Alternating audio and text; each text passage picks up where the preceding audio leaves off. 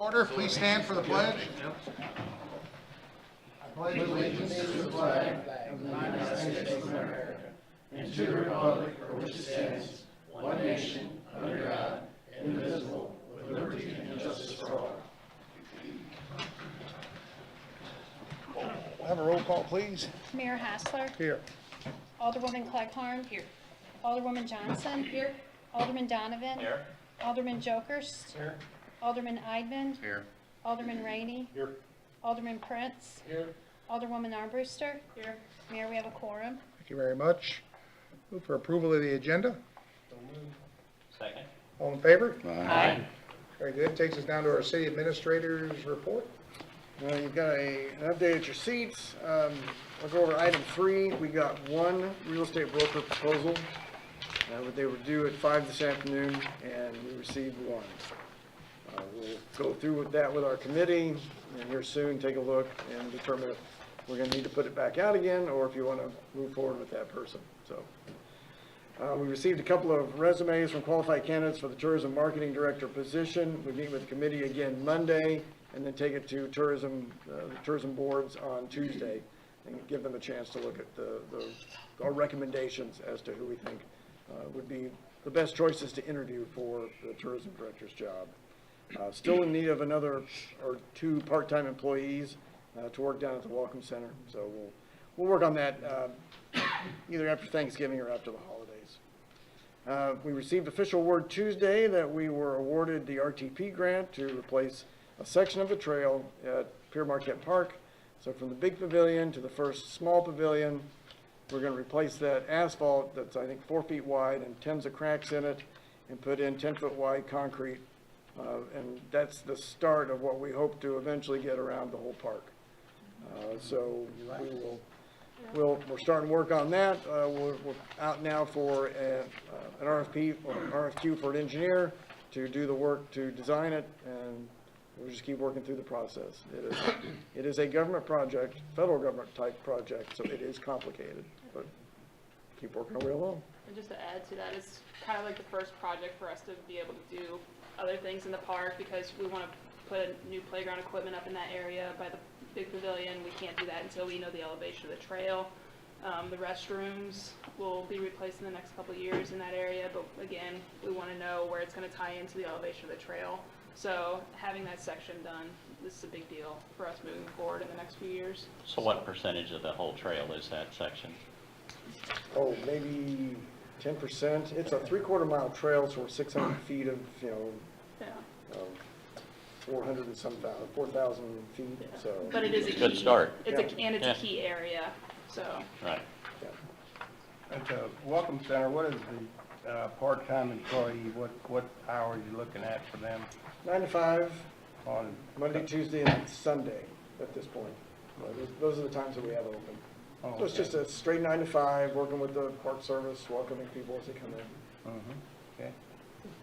Anybody you can recommend, have them come in, fill out an application? Oh. You bet. We talked to a couple people, but they decided after we discussed, and after they put in the application, that they didn't want to tie themselves down to it. So we have people that want to maybe do it on occasion, but it's like, no, we need a little more consistency, and they understood. So good conversation. Yeah. We'll just keep looking. Any questions? I have a question. We may need to backtrack this a little bit. On the approval of the agenda, if I have a problem with something on the consent agenda and want it to open up for discussion and to be voted on separately, does that have to be done before or do we have to change the agenda, or we wait till we get to the consent agenda? Now, when you get to the consent, Mark can, verify this if I'm right. When you get to the consent agenda, say, please, make a motion to pull an item off. And then that item we will discuss after the consent agenda is passed. All right. Correct. Thank you. Very good. Any other questions on the administrative report? Now you can take over the tourism. Our staff reports, happy to do our tourism report. Let me highlight a few things. Holiday Christmas Festival is our next big event, December 3rd and 4th. The pamphlets are now getting printed, so they'll be, that stuff will be out there. We've got it on our Facebook page. We will post it again the morning of the 3rd and 4th. We'll put the agendas, all of the music, so people can just, check their phones and find out what's going on, because there is a ton of stuff. The parade is at 11 on Saturday, December 3rd. And then the Tourism Tax Commission has allotted some money that we're using to boost on Facebook, to boost boost our Facebook posts for this event, and also we're doing radio advertising, so part of the money that they allocated. Our Facebook page reach is up 102%, while our Instagram reach is up 24%. Website has been averaging about 200 visitors a day since the middle of this month. With our peak during the spectacular Rural Heritage Days, Deja Vu activities, we just got a lot of this Google information established because we've been working on the website. So I'm still trying to dig into this a little bit and get some understanding of what I'm looking at. So you'll have these kinds of numbers as time goes on, but it's a brand new system that Google has started, and that Facebook has their own system that I also am trying to understand. We continue to tweak the website. We'll be doing that tomorrow afternoon. Then we'll have our committee get back together and try to do some more tweaking and get it where everybody's comfortable with it. Travel Planners Radio Show folks were in town in October. We took them through a number of the NPS sites, French Colonial America. They went out to Chalmette, looked at the Beckett Ribo House. I mean, it was a good tour. We have the audio. We're going to put that on our website, the tourism website. It was a good tour. I think they enjoyed themselves, and it'll be good promotion for the city, for tourism. We're working with Odyssey for the weeks between the festival, Christmas festival, and and Christmas Eve to get some advertising. And this is just generic advertising for the city to have people come in for a weekend, maybe do some shopping, not just try to highlight an event, but try to get them interested in coming into town before the holidays. Spend a day, and come in and do that. And then we have our TTC, TAC meeting on the 15th. We'll discuss the tourism director position, and our committee meets on Monday to kind of go through that and narrow it down. We've got 2 people from our first meeting. This will be our second and final-ish meeting, depending upon what the TAC and TTC decide. Yes? We had one question and stuff, there seemed to be a lot of different opinions with the tourism and stuff, and then a few meetings ago, we had a lot of people from different areas and stuff that kind of showed interest in kind of a unified effort, and I was just kind of wondering, does that seem to be working better? I think once we get a tourism director in, we'll find out. At this point, everybody had a chance to give their opinions as to what their vision is. TAC and TTC took that into account. We revised the job description, and then we'll wait and see when we get somebody in. At this point, I mean, we at the first meeting we had a lot of people. Second meeting, everybody seemed to be pretty satisfied that they had a chance to voice their opinion. And because we are 2 things, we're hiring a tourism director, and that we have people at the Welcome Center, that's satisfying a lot of the complaints that we had. Good. Keep up the good work. With your part-time position. Right? Any other questions about tourism? Jason? Chief, you're up.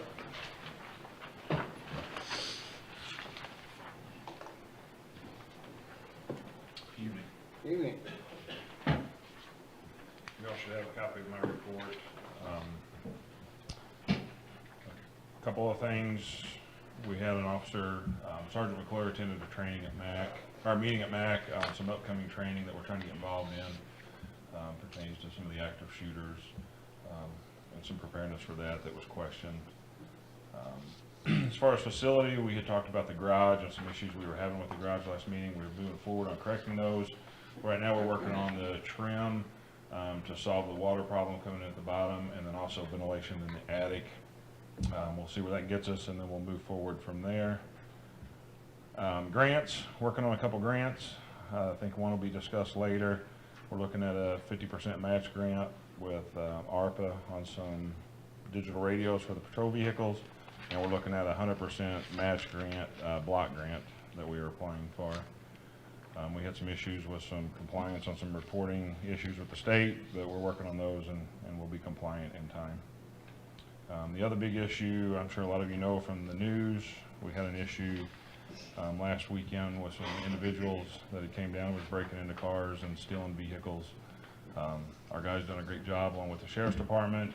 When the first call came in, within minutes, the sheriff's department was in town, a deputy, and had located the suspect vehicle that led in a pursuit that our guys got involved in. They ended up, suspects had an accident. They apprehended all 7 that were in the vehicle. They had targeted St. John City from one end of town to the other. I would say probably 25 vehicles broken into that was reported to us. I think out of those vehicles, items stolen out of 4, and then 2 vehicles actually stolen, which have been recovered and returned to the owners. With that being said, we encourage everybody to please keep their vehicles locked, keep valuables out of sight. Every vehicle that was broken into was left unlocked. There were no vehicles broken into that were locked. So these were all people out of St. Louis. They target the rural areas for that reason, because people feel comfortable in the rural areas and leave things unlocked. So it makes us a little bit bigger target. So, but it was a great job on our officers' parts and the sheriff's department. They worked well together, and everything on that's wrapped up. But other than that, nothing else really going on. Jason, I had one question on our K9 dog and stuff. What is his expectancy yet, as far as, I know with the new thing that just passed on marijuana, that's going to change that, but were we looking to have to replace him soon? No, he is not quite 6 years old. You know, on average, you can probably get around 10 to 12 years on a canine, so he still had some years left in him. There's some things that we can work on, at least short term, to still utilize the dog. You know, I don't think it's things that we need to discuss at a televised meeting, but it's something that we need to sit down as a group and discuss and figure out long term what the plan is. There's no way to retrain a dog. No, you can't untrain him what he's already done. Yep. Any other questions? Thank you, Chief. Thank you. Chief Dyer?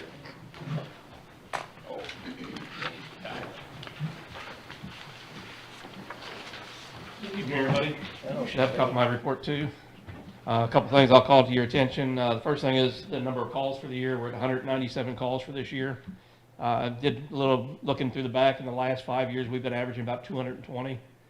And just to give you an idea of where we've come from, back when I joined the department in '86, we ran 40 calls a year. So we're running 150 calls a year more than whenever I first started this department. Another thing I'll call to your attention, I've got noted under apparatus, found a problem. We've been doing a ton of PRs in the last month, and during one of the PRs, we discovered a problem with one of our trucks.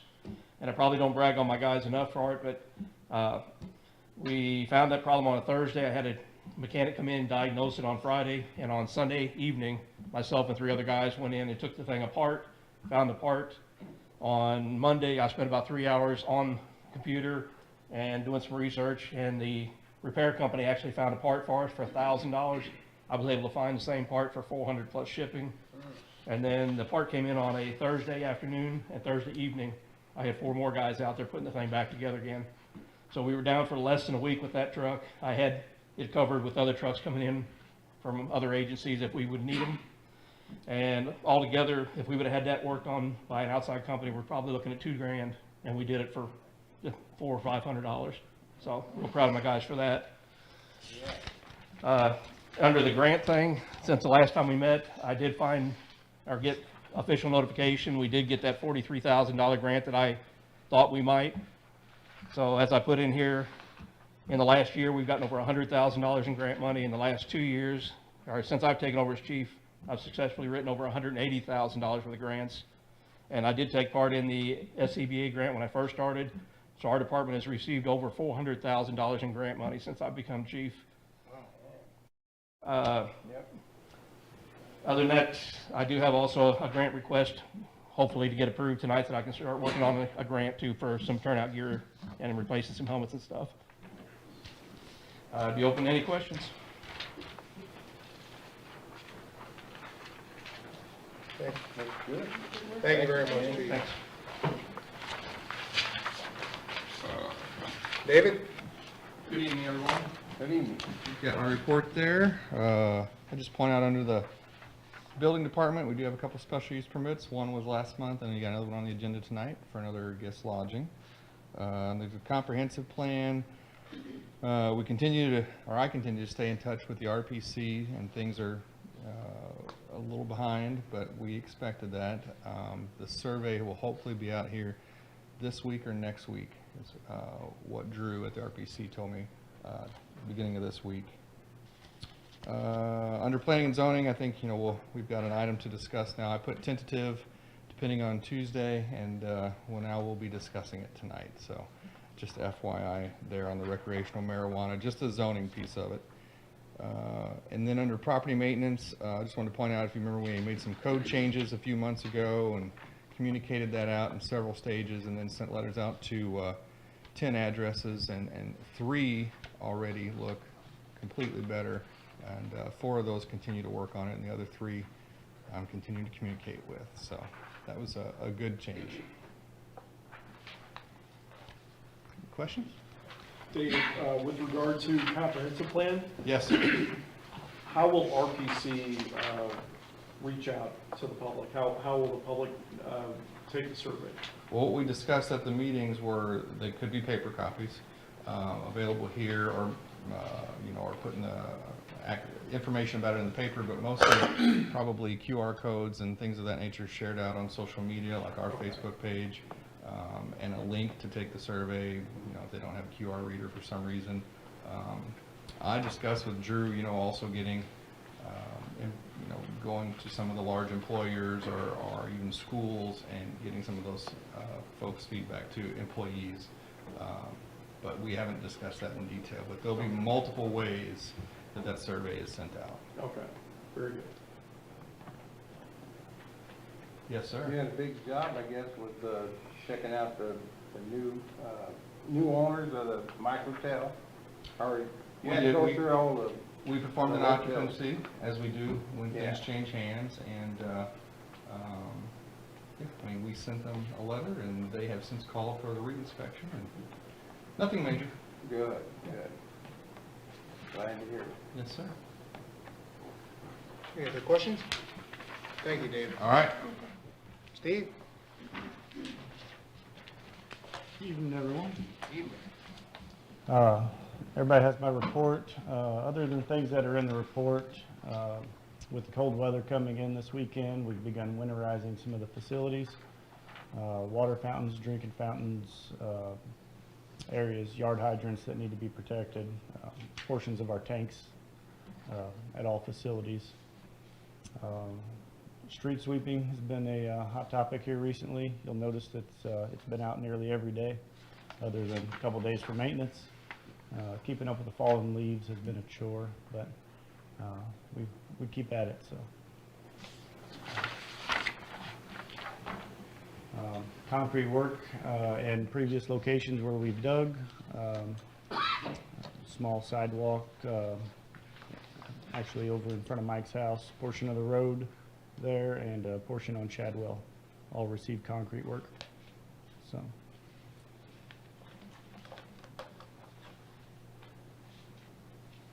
Any questions? All right. Thank you, Steve. Are there any committee reports? No, that's the paramount. Very good. No committee reports. Takes us, are there any public comments?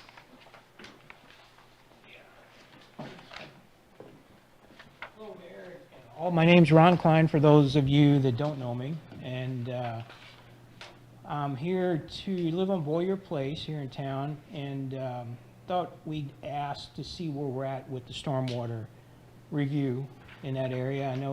I think the engineering study's coming along, from what I understand, and then also if we could get a little bit of an update on that, and then also where the city stands on the possibility of cleaning that creek area out for the portion that's on their property, more specifically between my and my wife's property and Rick and Lori Figge. And then the last thing I think we talked about the last time we were here was the culvert over off of South Gabourey that is super small, and I think it's being used for access for the city to mow a lot. And the last I heard, the city might be looking into the possibility of getting an easement to get to that lot a different direction, and then maybe getting that culvert out there, maybe to open up that waterway and hopefully help with the flow. So I know that was 3 things pretty quick, but just wondering if we could get an update on that. We haven't seen much of anything change at this point. I walked the creek the other day again, and it wasn't too bad. It was grown in pretty good on the city property, but there was no dams like we had found before. And today I went through a little bit too and got some of the piles of leaves out that collect due to, leaves. So anyway, I didn't know if we could get an update on that or where we stand.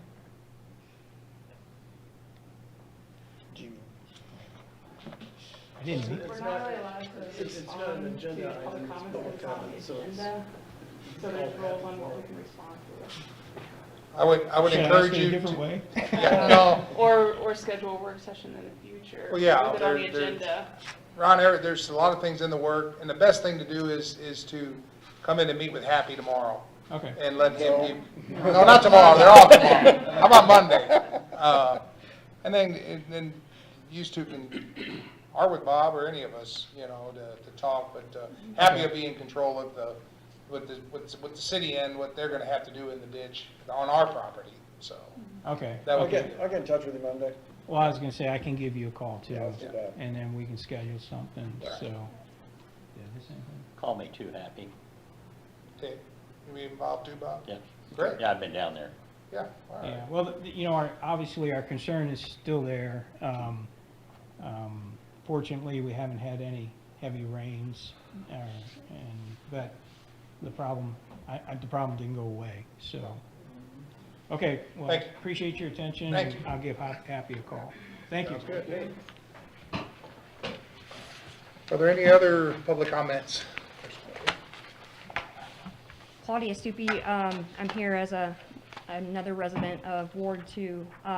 Just kind of want to echo some of what Ron said. I think what really brought attention to this creek situation was the flooding event that happened August 23rd, 2021. And we suspect, we don't know for sure, part of what caused that. Of course, there was torrential rainfall that day, but also we think a tree being over that creek led to some of the flooding. And so we are concerned, that could happen again. There's, yet another tree leaning. Ron's brought that up. The city's aware of it. Hopefully all of you are aware of and the property that we're referring to is back behind the water treatment plant. So it's city property back there. But, that flooding event and knowing that these trees, at least 1 or 2 are leaning, we had discussions months ago. We thought we were on a list to work on this. We were told months ago that we had too much rain, conditions were too wet to get equipment back there, and we understood that. But then now we've had months of dry, and still nothing's been done. And I just want to respectfully communicate that we're frustrated and very disappointed that nothing's being done back there. Because what's going to happen when we do get rain again? So just ask the board to please keep this on the list of things to work on. And yeah, I'm also interested in where things are at on the engineering study and moving forward with some of that stuff.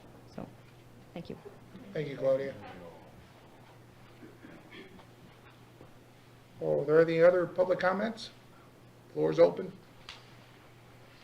If there's no other public comments, we'll move on to the consent agenda. Motion to move resolution 2023-04 to new business or out of the consent agenda to be discussed. Second? All in favor? Aye. Very good. Duly noted. And motion to approve the remaining items on the consent agenda. Second. All in favor? Aye. Very good. So at 6:24, we will open for a public hearing. The mayor and the board will hold a public hearing considering a request from Laura LaFever and Ashley Crary for a special use permit to allow guest lodging at 198 North 4th Street in the R2 General Residential Area. All right, so we received the application for this special use permit for guest lodging on September 30th. It was a filing fee received on October 4th, and a lot happened that day. We notified, sent notice of the meeting to the applicant, sent notice of the meeting to the property owners, sent the application to PD and fire department for review. Both police chief and fire chief returned that application October 4th also. After review, there were no issues. Meeting notice was also then sent to the media that afternoon, October 4th. The hearing notice was published in the paper on October 19th. Planning and zoning recommended approval of the special use permit on November 3rd. And we are here today at our public hearing date, November 10th. I have received no calls from neighbors with any complaints. Any questions? And just vote, how much parking does a place like that have to have? This would have to provide 2. They have approximately 4 in the Right. back. I was thinking that, Yeah, because that's a shared driveway that goes up. Shared driveway, but that's not the parking. Okay, Right. and the person that shares the driveway has no issues? No one has reached out to That me. has been brought up, okay. yeah. Okay. No other questions? We'll close the public hearing at 6:26. There is no old business, so it takes us right into new business. First reading of bill number 4522, an ordinance approving a special use permit for Laura LaFever and Ashley Crary that will allow guest lodging at 198 North 4th Street. Motion. Second. First. All in favor? Motion for a second reading of bill number 4522. Second. All in favor? Aye. Second reading of bill number 4522, an ordinance approving a special use permit for Laura LaFever and Ashley Crary that will allow guest lodging at 198 North 4th Street. Move approval. Second. A roll call, please. Alderwoman Clegg-Harn. Yes. Alderwoman Johnson. Yes. Alderman Donovan. Yes. Alderman Jokers. Yes. Alderman Eidman. Yes. Alderman Rainey. Yes. Alderman Prince. Yes. Alderwoman Armbruster. Yes. 8 yes, 0 no's. Bill number 4522 now becomes ordinance 4444. Thank you. Takes the first reading of bill number 4523, an ordinance authorizing the mayor to execute a proposal for professional services with Cochran Engineering for the Jefferson Street Sidewalk Improvement Project. Motion to approve. Second. All in favor? Aye. Motion for a second reading. Second. All in favor? Aye. Second reading of bill number 4523, an ordinance authorizing the mayor to execute a proposal for professional services with Cochran Engineering for the Jefferson Street Sidewalk Improvement Project. Move approval. Second. A roll call, please. Alderwoman Armbruster. Yes. Alderman Prince. Yes. Alderman Rainey. Yes. Alderman Eidman. Yes. Alderman Jokers. Yes. Alderman Donovan. Yes. Alderwoman Johnson. Yes. Alderwoman Clegg-Harn. Yes. 8 yes, 0 no's. Bill number 4523 now becomes ordinance 4445. Thank you. Takes us to the first reading of bill number 4524, an ordinance authorizing the mayor to execute a proposal for professional services with Cochran Engineering for the 4th Street Improvement Project. Motion to approve. Second. All in favor? Aye. Motion for a second reading. Second. All in favor? Aye. It's the second reading of bill number 4524, an ordinance authorizing the mayor to execute a proposal for professional services with Cochran Engineering for the 4th Street Improvement Project. Motion to approve. Second. A roll call, please. Alderman Jokers. Yes. Alderman Donovan.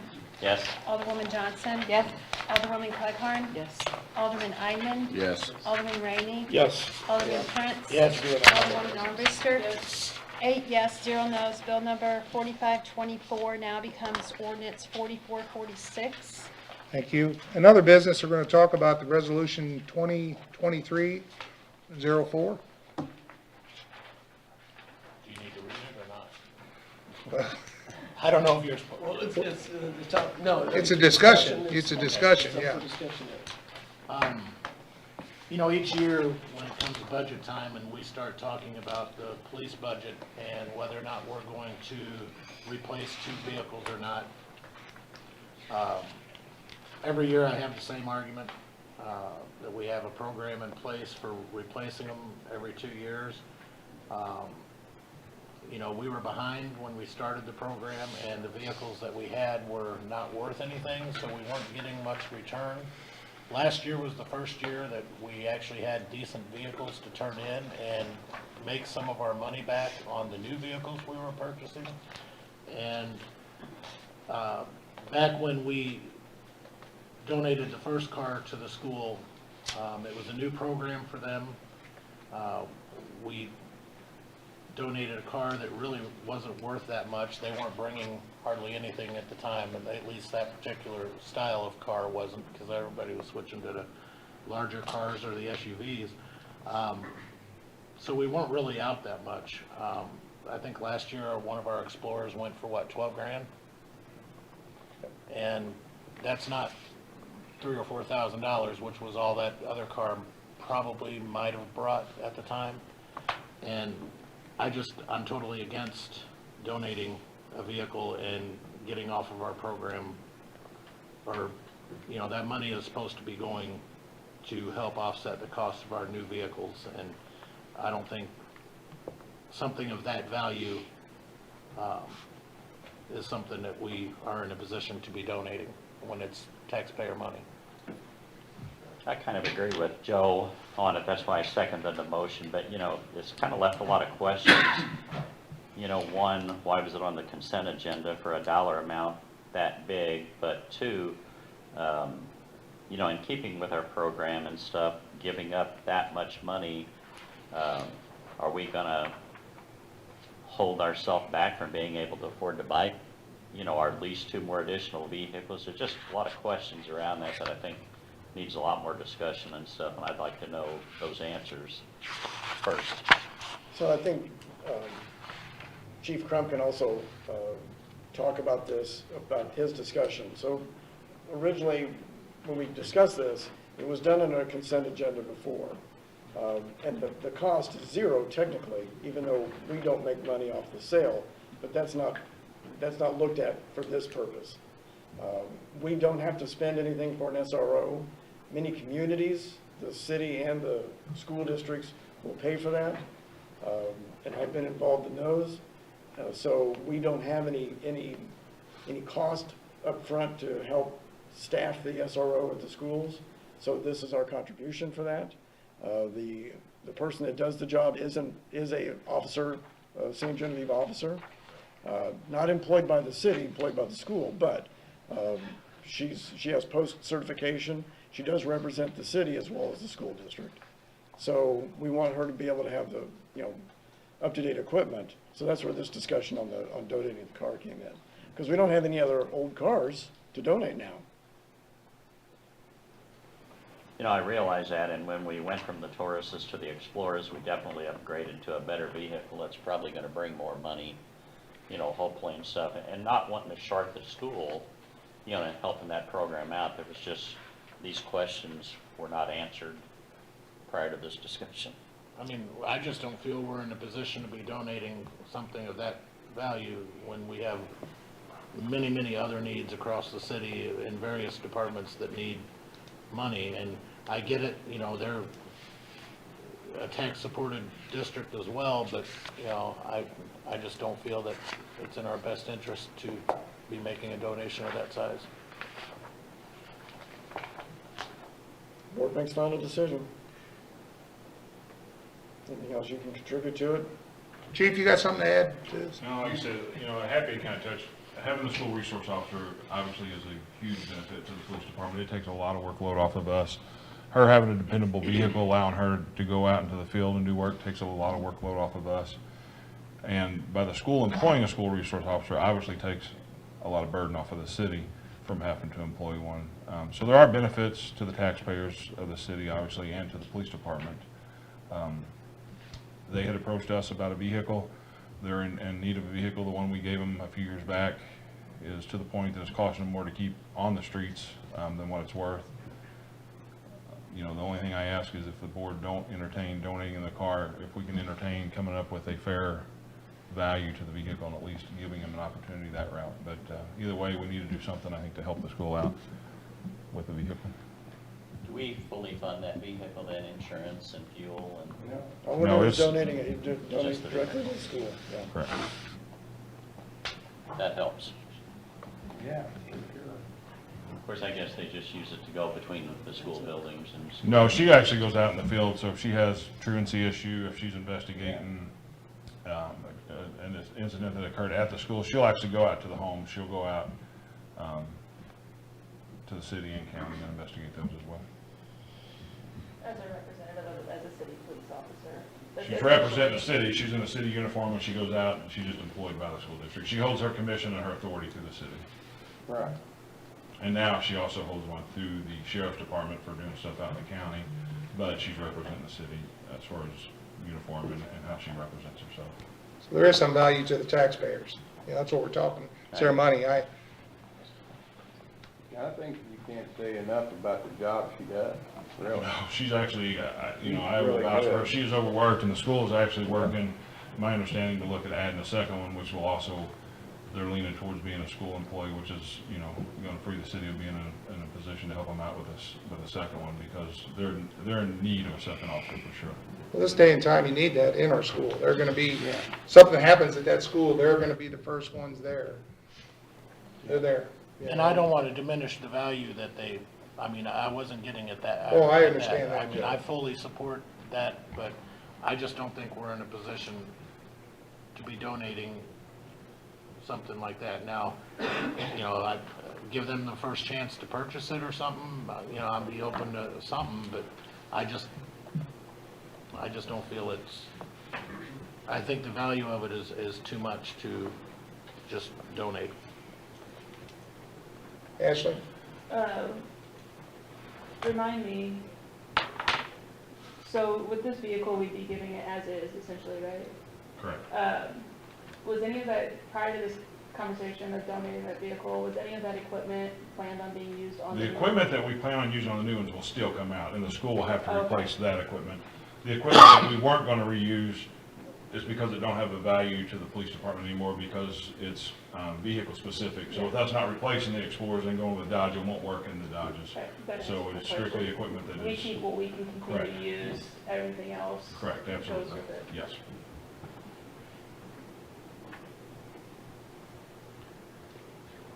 I want to entertain a motion to, well, the board's gonna vote and decide what we're gonna do here now. So, I'll make a motion to approve. I'll second. all in favor? Aye. Opposed? Aye. Aye. 2 opposed? Carries, it's approved. So, thank you.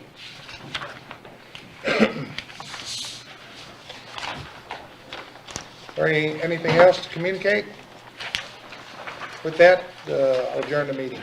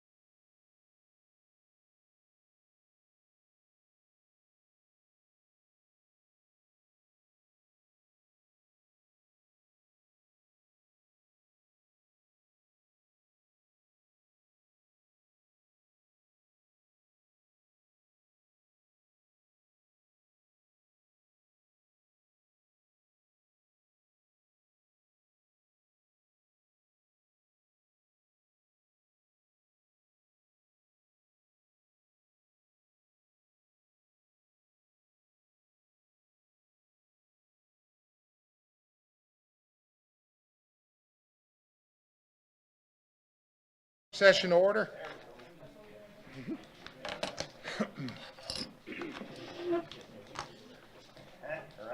Oh, He chuckled. Yeah, I did.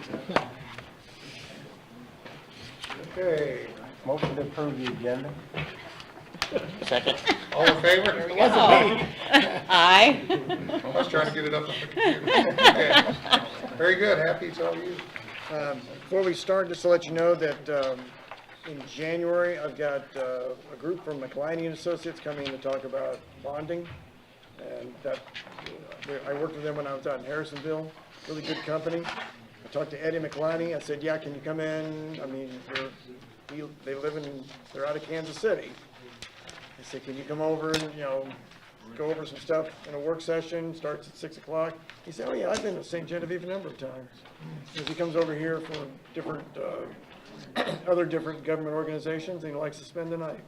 So, and he did know some places, I kind of tested him, just to see if I've been to St. Gen kind of thing. So he's, with a group I do trust their opinions on things. I think you'll get a lot out of it. So that's at the work session in January. So street repaving, we discussed. We still have not received anything from the state as for the ARPA grant. I divided it up between if we get the ARPA and if we don't get the ARPA. So the O's are going to be on the streets that we'll do for regular overlay. If it's an A, it's for the ARPA grant. And then we had extras that we had sitting in there. So we'd also talked about the stormwater studies, so anything with Audubon, LaRose, and Lynn, weren't sure about trying to move forward with those. So I put some total costs on the right-hand side. If it's the ARPA, if we do ARPA, we figure about $274,000, almost $275,000 to do the streets after we do the water lines and cap it. And then what's remaining is about $50,000. I've tossed in 2 potential streets to do. The engineering from the capital projects, so that's just what we've decided we want to pull out of capital for for 4th Street and for 9th Street. And then regular overlay, figure that's about $201,000. And then about $123,000 remaining. We want to finish Lynn. That's the one street we haven't completed in that neighborhood. We've got most of it, but Way too much longer than half of it's gonna be about half deteriorated before the other half gets done. So that's not a bad move, and that's not just me saying that because I live there on that area, but. No, I think it needs to be finished. I always thought that we had quite a bit of it, and we need to finish that. Yeah, and that's not gonna. That completes the circle, and then you got everything in between. And I would think that would be affected by anything with our stormwater. Shouldn't, because that stormwater goes underground. I don't think there's going to be any Yeah. change with that. There hasn't been an issue with that inlet and with that stormwater system. Most of the stormwater issues I hear about in the neighborhood are about middle of the street, particular middle of Scott Street, at the bend where it's a little bit lower elevation, so. So that just kind of, I'm laying it out there if you got any other suggestions. We'll finalize this when we finally find out about ARPA and when we approve the streets to be paved. But I'm kind of getting to the point of this is where we are right now. I had to look real close on, on 9th Street. That E in there is really faint. I hope that's not a faint engineering opinion there. I hope that's just a copying thing, but. I don't know. Right. It's really tiny here and really faint. But Yeah, sorry, I kept with the same, I probably should have made this a little larger. I kept with the same font that I use for my regular spreadsheet.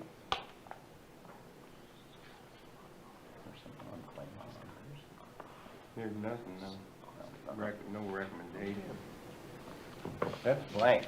So Claymont shows, yeah, maybe blank on your papers, it's AO, so it's a regular overlay, and it would go with either one. It would either go with, because it's concrete, so it's separate from the other ones. So we're gonna just put it under both. It would be part of them. It's already part of either the ARPA funds or the regular overlay. But your cost estimates are based on current prices. Yeah, and we just got the bill on the last group, and I haven't had a chance to break it down yet. But I added in extra on this before I started doing my figures. So what we may have figured like $1.60 per square foot, you know, it was like $1.95 or something, kind of figuring out what we had seen and what we had talked about since we had approved this last group of streets and what we were looking at paying for this last group of streets. So we have no protection in there, it's just what? No, because we do work with the MoDOT regulation that, you know, if asphalt prices go up, then the cost goes up. So MoDOT comes out with that price every month or every 2 months. And so we, you know, for the contractor, they'd have to price it so high in anticipation that it's easier if we just say, all right, we'll go with what MoDOT's price Right. is. And then it may increase, it may not. I haven't seen it go down yet. But we do that and we give ourselves, you know, the contractor feels comfortable giving us the quote that they do. And then when we get to it, we understand that there's going to be an increase depending upon when we do it. I wouldn't know where we had that MoDOT factor. Yeah, that's in the contract. And how much are we down to the contractor schedule on that? Because like if we do that, you know, if we make the pricing for this early part of the year and then later in the year the prices go up, but we're only doing paving in September, we can pretty well bet the price is going, you know, at a different price. So how, you know, can we say like, can you get this done in the beginning of summer? Well, we Or should be able to- midsummer with our contract? We should be able to designate that in our contract, give them a so many day window. I mean, most contracts are like that. So the issue is mobilization, and you've got two factors that we've been concerned with this last group, with the last two groups. We have water line improvements that we put in, so you don't do it until you get the water line done, then they can mobilize and come in and get everything done in a couple of weeks. So we can try putting that in the contract depending upon what we get. So if it's a regular overlay, if we're not doing a water line project, which we will be doing on a couple of streets. But if we say, come in, we want to get the majority of the streets done early, and then the rest of them can be done after the water lines are put in, then maybe it's still going to kick the price up a little bit, but we might be able to get them to do that and then save a little on the front end, and then you'll have to pay the extra on the back end anyway because of the increase in the asphalt price. I apologize. Yeah. But Can we do the same thing on the water line projects also? Maybe give them a little shorter time frame and, I don't know if you can tighten that up too much. I mean, you want to make sure that it's done properly. I haven't seen any issues with the way they've done the installation. If you want to try to get it done earlier, we would have needed to make a decision now to get the contracts out there and going. But the way we do it, and then we have issues with the fair every year, schools, we try to do it after school's closed. I mean, there's those factors that we've been taking into account, so. yeah, I don't think we've had any issues. In fact, I think Steve commented this new contractor that we use was, you know, we were a little cautious about that, but I think he performed well. The one 2 times ago. Yeah. Or Because two it was times. only this last time. Yeah. And then it was that Previous contractor was Bones, and the year before was NB out of Monticello, Missouri. Right. Yeah, they did a great job as well as Bones. Well, and our biggest issue with the fair was that we were trying to do 4th Street, right? Yeah. that's- So Yeah, Right, depending yeah, on right what from streets we're, yeah, that might not be a factor. yeah. Right. Right. No. Good point. So any suggestions, recommendations outside of what I've got here, or we'll just, again, we're going to wait for confirmation from the state. They've got so much that they have to review that it's going to take a while. What's your best guess? A while. End of November, because you have to get through the holidays. And it was supposed to be middle of October, so end of November, middle of December. Yeah, I don't know.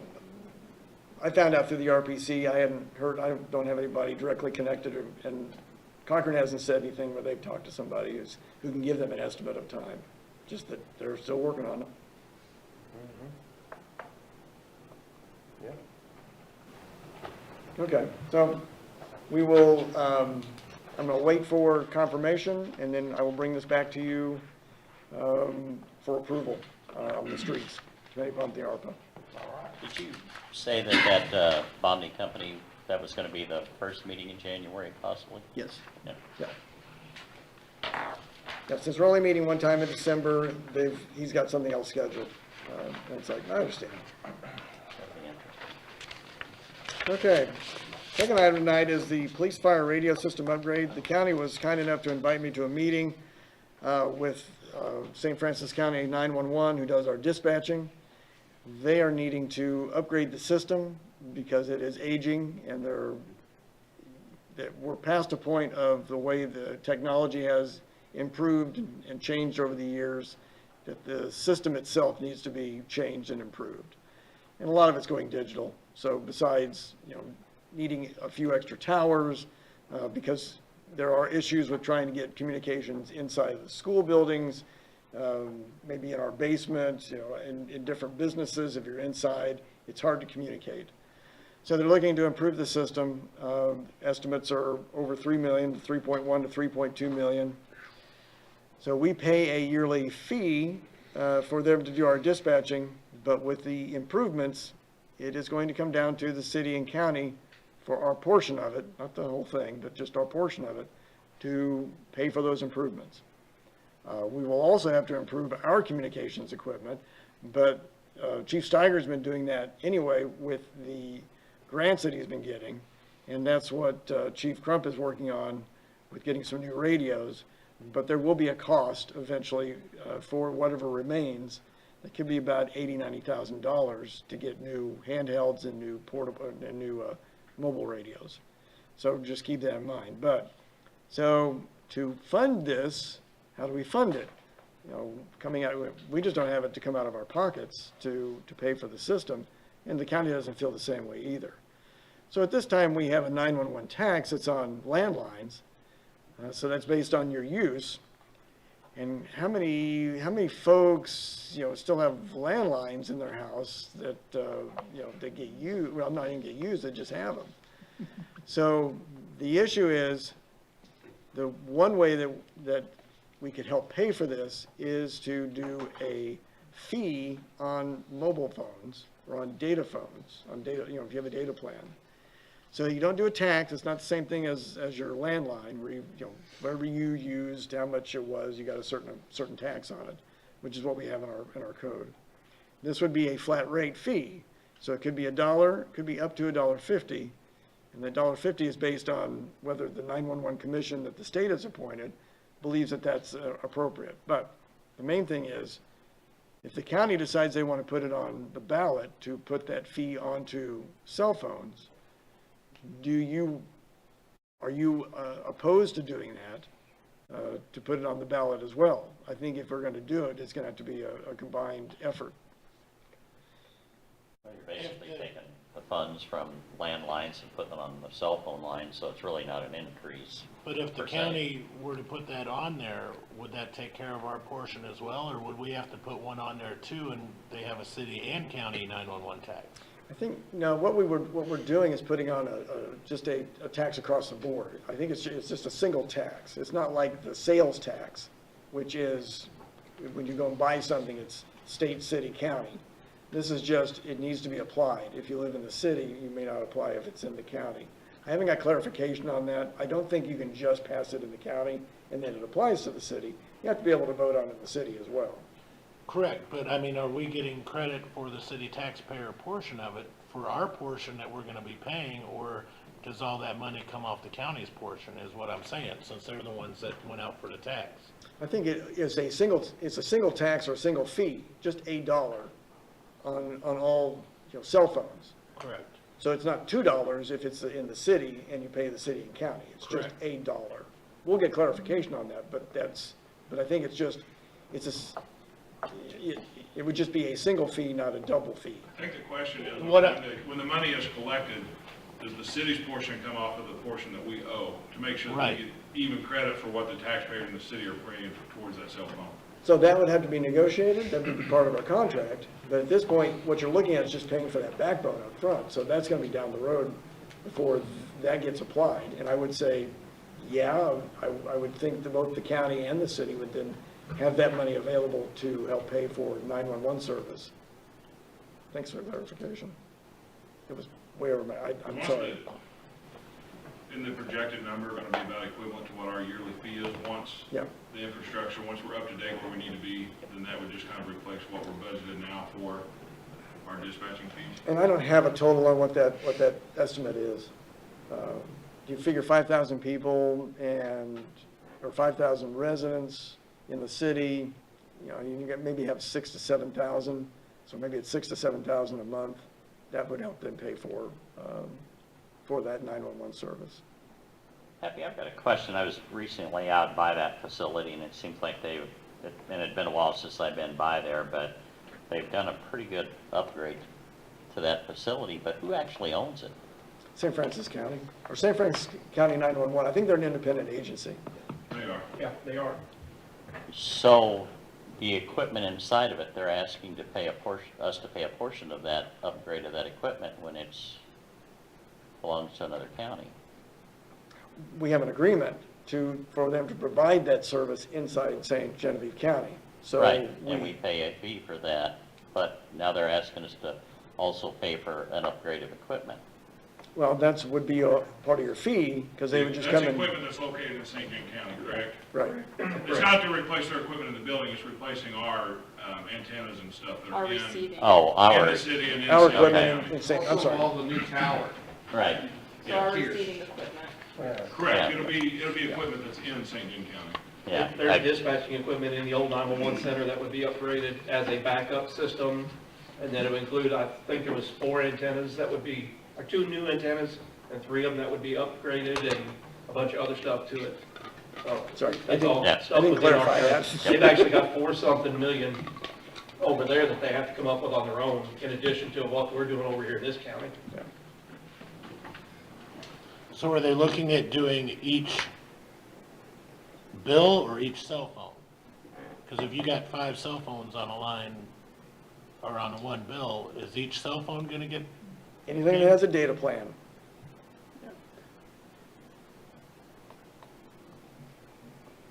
Yeah, so if a family has 5 phones, It's they $5. pay on each phone. Or if you have an I don't iPhone think we with got a much of a data plan. choice here. We gotta have the service. Right, So- oh, I agree. And that, somebody's gotta pay for it. We can't just afford to pay for it, so I think you go with the county and you do it. So we gotta have the service. We need the County service. goes. But you know, if you were paying on landlines, you only paid one time. You didn't pay for every, Oh, Because you only right. had Well, one service. well, you only had There's only one one line. But that's so if you per had- usage too on a landline. But Well- if your home had 2 lines, you know, if you had a line for your kids upstairs, you'd have 2 different taxes, right? Or And you'd pay have a twice. single tax, but you'd have a larger bill because you had more phones. Well, that's what I meant, yeah. Well, that's a good question to find out, though, is how it's gonna be spread out. No, it's That's the way it is. if you use data, then it's taxed. It's not per bill, it's per unit, per device. Yeah. There you go. That's pretty clear. But is any of this equipment that we have to buy possible for grants? No. And that's one of the things that the county has looked at very closely and is working on it. They're trying to get the state to release some money for it. But there is no particular, and there's no federal, there's no state grant that's available for this type of improvement. For the tower portion. The radios in-house, that's what we're working on the grants for. For Right. the handheld radios and car radios. Right, but not for the backbone of the system, Right. so the Right. towers, antennas, that kind of stuff.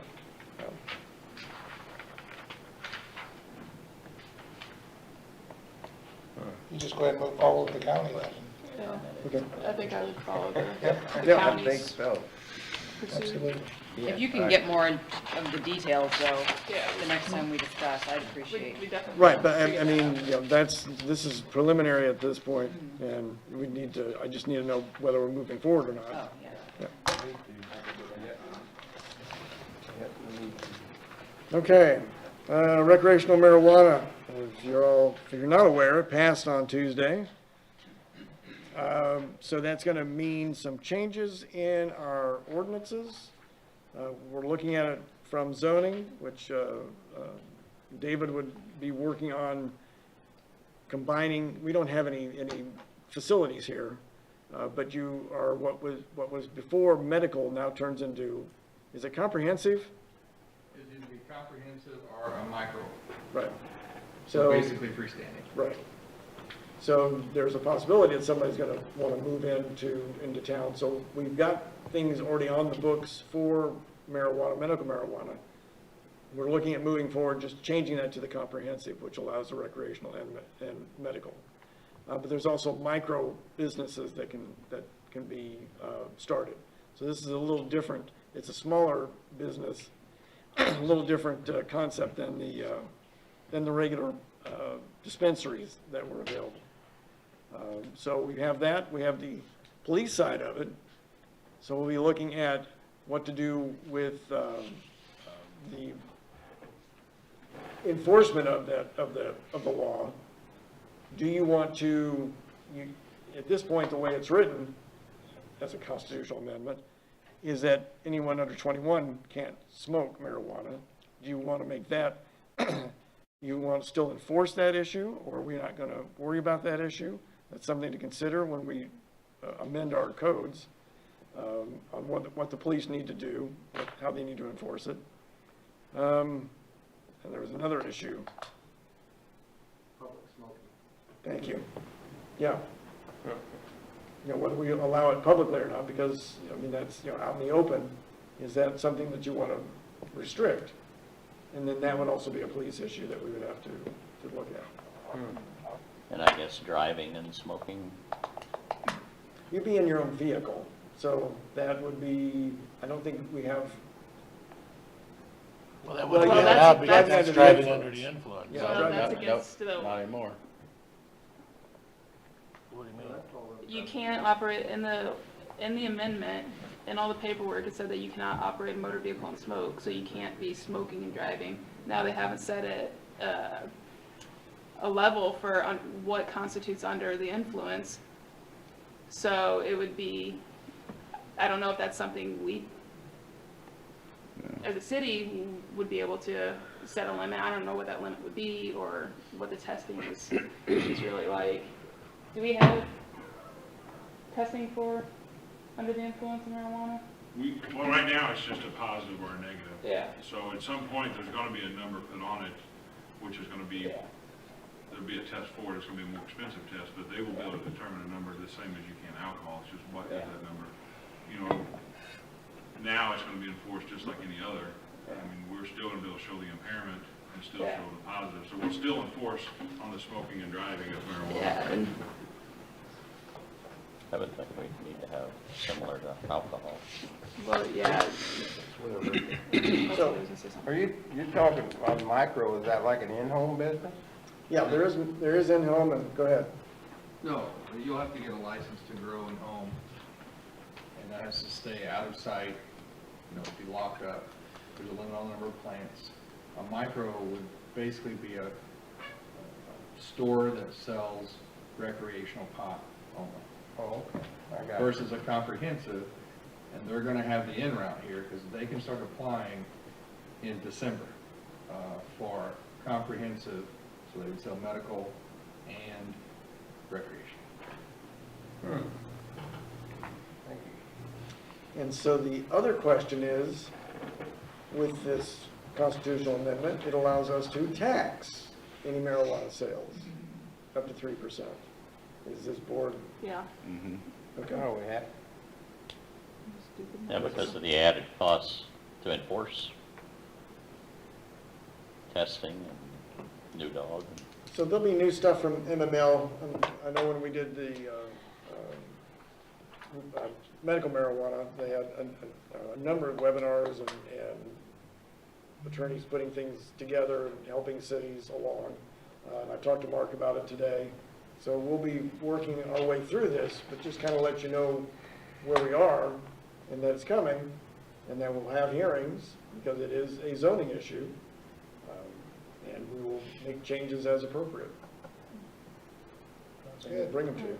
So as far as enforcement, we would still enforce that, like, alcohol, like, you know, so it's 21 and up can, I guess, legally smoke it. So anybody under 21, it'd be like a minor in possession, right? Right. But, Okay. yeah. And then did we answer the public smoking question? Well, we'll, Or Cross just that bridge when we get to figure it. it out whenever? yeah, yeah. Because, you know, with the businesses themselves, they have to have a filtering system so that it doesn't get into the air.